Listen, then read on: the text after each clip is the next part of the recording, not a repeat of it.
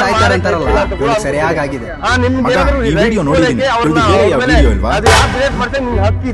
ಕಂಡ ಕಂಡಲ್ಲೆಲ್ಲ ಖಂಡಿಸು, ನಿನ್ನ ಕಂಡರೆ ರಕ್ತ ಕುದಿತಿದೆ.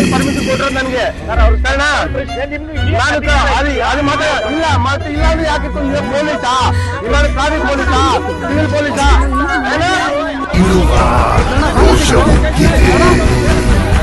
ಕಂಡ ಕಂಡಲ್ಲೆಲ್ಲ ಖಂಡಿಸೋ, ನಿನ್ನ ಕಂಡರೆ ರಕ್ತ ಕುದಿತಿದೆ.